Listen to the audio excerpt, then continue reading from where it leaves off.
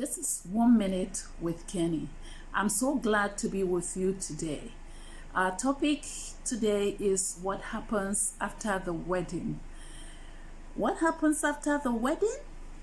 After the wedding, the marriage is only begun, and it is a time of discovery and adaptation.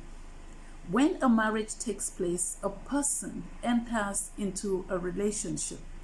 And same way, when a person gets born again, that person enters into a relationship with God. And for any relationship to work, one thing that is very important is communication. It's a very vital ingredient in relationships.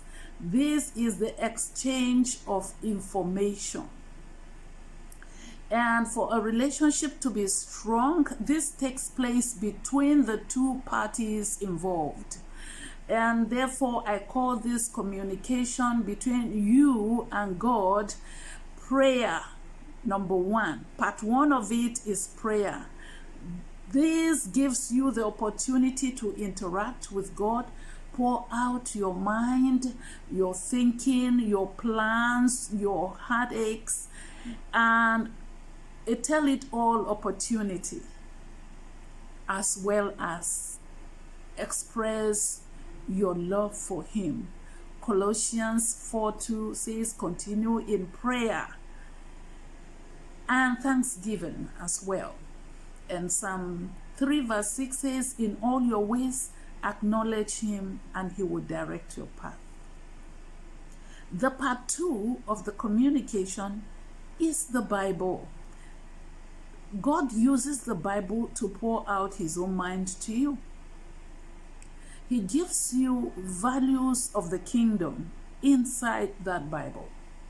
That Bible, inside the Bible, He gives you direction, He gives you instruction, He gives you guidance, He gives you warning, and also expresses His love for you. That's why the Bible is very important. So it's important for you to read it and to study it. Psalm 115 verse 105 says, thy word is a lamp unto my feet and a light unto my path.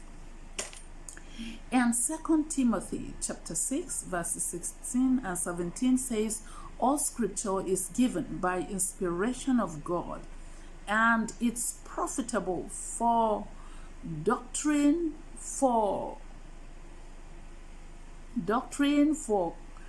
instruction, for correction, for instruction in righteousness, so that you can be perfect and thoroughly furnished for every good work.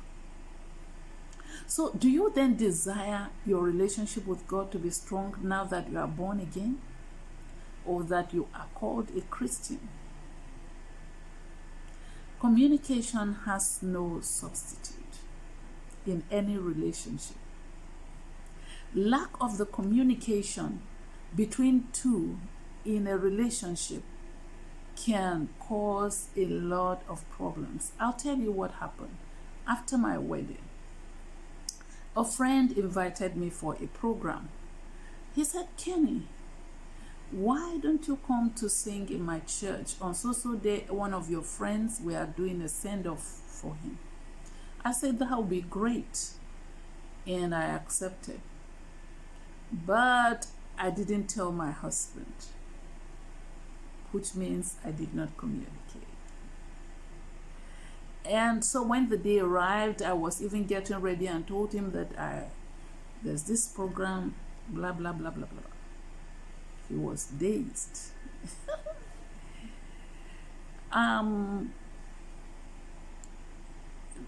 It ended well because I had a lot of apologies to make.